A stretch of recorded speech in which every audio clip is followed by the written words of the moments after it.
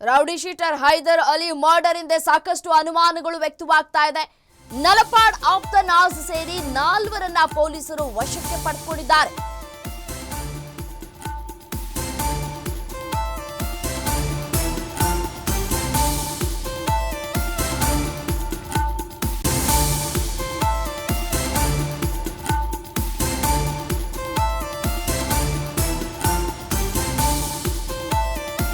ಹೈದರ್ ಕೊಲೆ ಹಿಂದೆ ಕೈ ಮುಖಂಡರ ಕೈವಾಡವಿರೋ ಶಂಕೆ ವ್ಯಕ್ತವಾಗ್ತಾ ಇದೆ. ಬಿಬಿಎಂಪಿ ಚುನಾವಣೆಗೆ ಅಲಿ ಸಹೋದರ ಸಲೀಂ ಸಿದ್ಧತೆಯನ್ನ ಮಾಡಿಕೊಳ್ತಾ ಇದ್ದಾರೆ. ಸಲೀಂಗೆ ಟಿಕೆಟ್ ಕನ್ಫರ್ಮ್ ಚರ್ಚೆಗೆ ಕೆರಳಿದ್ರು ಹಲವರು.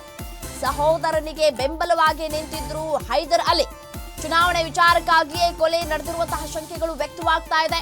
ಅಶೋಕನಗರ ಫುಟ್ಬಾಲ್ ಗ್ರೌಂಡ್ ಬಳಿ ಈ ಒಂದು ಹತ್ಯೆ ನಡೆದಿತ್ತು.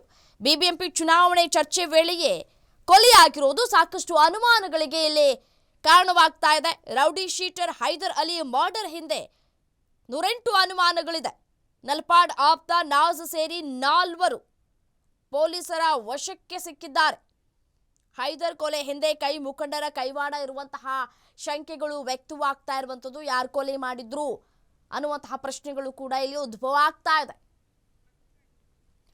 ಮತ್ತಷ್ಟು ಡೀಟೇಲ್ಸ್ ನೀಡ್ತಾ ಹೋಗ್ತಾರೆ ನನ್ನ ಕಲೀಗ್ ಬಸವರಾಜ್ ದೂರವಾಣಿ ಸಂಪರ್ಕದಲ್ಲಿದ್ದಾರೆ. ಎಸೇನು Basavaraj, rowdy sheeter Hyder Ali murder ಹಿಂದೆ ಸಾಕಷ್ಟು ಅನುಮಾನಗಳು ವ್ಯಕ್ತವಾಗ್ತಾ ಇದೆ. ಯಾವಾಗ ಕೊಲೆ ಆಯಿತು, ಯಾರು ಕೊಲೆ ಮಾಡಿದ್ರು, ಪ್ರಾಥಮಿಕ ತನಿಖೆಯಲ್ಲಿ ಏನಾದರೂ ಮಾಹಿತಿ ಲಭ್ಯ ಆಗ್ತಾ ಇದೆಯಾ ಅಂತ?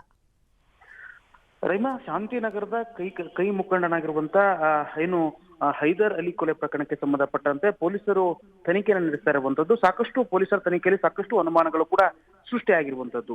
ಯಾಕಂದ್ರೆ ಹೈದರ್ ಅಲಿ ಕಾಂಗ್ರೆಸ್ನ ಮುಖಂಡರಾಗಿರುವಂತದ್ದು ಮತ್ತು ಸದ್ಯ ಬಿಬಿಎಂಪಿ ಚುನಾವಣೆ ಬಂದಿರೋದ್ರಿಂದಾಗಿ ಹೈಕಮಾಂಡ್ ಕೂಡ ಅವರಿಗೆ ವರಿಷ್ಠರು ಕೂಡ ಬಿಬಿಎಂಪಿ ಚುನಾವಣೆಗೆ ರೆಡಿಯಾಗಿ ಅನ್ನುವಂತ ನಿಟ್ಟಿನಲ್ಲಿ ಸೂಚನೆಯನ್ನ ಕೊಟ್ಟಿದ್ರು ಅನ್ನುವಂತ ನಿಟ್ಟಿನಲ್ಲಿ ಕೂಡ ಸದ್ಯಕ್ಕೆ ಮಾಹಿತಿ ಸಿಗ್ತಾ ಇರುವಂತದ್ದು. ಆ ಹಿನ್ನೆಲೆಯಲ್ಲಿ ಅವನ ಏನು ಹೈದರ್ ಅಲಿಯನ್ನ ಕೊಲೆಯನ್ನ ಮಾಡಲಾಗಿದೆ ಅನ್ನುವಂತ ನಿಟ್ಟಿನಲ್ಲಿ ಕೂಡ ಈಗಾಗಲೇ ಹಲವು ಶಂಕೆಗಳು ಕೂಡ ಉಂಟಾಗಿರುವಂತದ್ದು. ಯಾಕಂದ್ರೆ ಕೈ ಮುಖಂಡರ ಜೊತೆ ಹೈದರ್ ಅಲಿ ಜೊತೆ ಸಂಪರ್ಕದಲ್ಲಿರುವಂತದ್ದು ಮತ್ತು ನಲ್ಪಾಡ್ ಅವರ ಜೊತೆ ಸಂಪರ್ಕದಲ್ಲಿರುವಂತಹ ಕೆಲವೊಂದಿಷ್ಟು ವ್ಯಕ್ತಿಗಳು ಈ ರೀತಿಯಾಗಿ ಕೃತ್ಯವನ್ನ ಮಾಡಿದ್ದಾರೆ ಅನ್ನುವಂತ ನಿಟ್ಟಿನಲ್ಲಿ ಅನುಮಾನಗಳು ಸೃಷ್ಟಿಯಾಗಿರುವಂತದ್ದು. ಯಾಕಂದ್ರೆ ಅದಕ್ಕೆ ಸಂಬಂಧಪಟ್ಟಂತೆ ಅದಕ್ಕೆ ಪುಷ್ಟಿ ಕೊಡುವಂತೆ ಪೊಲೀಸರು ಕೂಡ ಈ ಸದ್ಯ 4ರನ್ನು ವಶಕ್ಕೆ ಪಡೆದು ವಿಚಾರಣೆ ಮಾಡುವಂತ ಕೆಲಸವನ್ನ ಕೂಡ ಅಶೋಕನಗರ ಪೊಲೀಸರು ಮಾಡ್ತಾ ಇರುವಂತದ್ದು. ಪ್ರಮುಖವಾಗಿ ನಲ್ಪಾಡ್ ಮತ್ತು ಹ್ಯಾರಿಸ್ ನಲ್ಪಾಡ್ ಮತ್ತು ಅವರ ಜೊತೆ ಕೂತ್ಕೊಂಡಿರುವಂತ ನಾಜ್ ಅವರನ್ನು ಕೂಡ ವಶ ಪಡೆದುಕೊಂಡು ಈಗಾಗಲೇ ವಿಚಾರಣೆ ಮಾಡ್ತಾ ಇರುವಂತದ್ದು.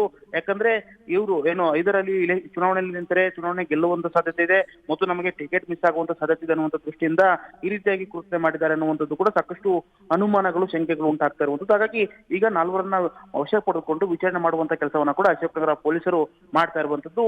ವಿಚಾರಣೆ ಬಳಿಕ ಯಾರು ಕೊಲೆಗಾರ, ಮೂಲತಃ ಕೊಲೆಗಾರ ಯಾರು, ಯಾವ ಉದ್ದೇಶಕ್ಕೋಸ್ಕರವಾಗಿ ಕೊಲೆಯನ್ನ ಮಾಡಿದ್ರು, ಏಕೆ ಮಾಡಿದ್ರು ಅನ್ನೋದ್ರ ಬಗ್ಗೆ ಮಾಹಿತಿ ಹೊರಬೀಳಬೇಕಾಗಿದೆ. ರೈಟ್, ಥ್ಯಾಂಕ್ ಯು ತಮ್ಮೆಲ್ಲ ಮಾಹಿತಿಗಾಗಿ. ದೃಶ್ಯದಲ್ಲಿ ಕೂಡ ಗಮನಿಸ್ತಾ ಇದ್ದೀರಲ್ಲ, ನಾಜ್ ಆತನೇ ಕೊಲೆ ಮಾಡಿದ್ದಾನೆ ಹೈದರ್ ಅಲಿಯನ್ನ ಅನ್ನುವಂತಹ ಮಾಹಿತಿ ಸದ್ಯಕ್ಕೆ ಲಭ್ಯ ಆಗ್ತಾ ಇರುವಂಥದ್ದು.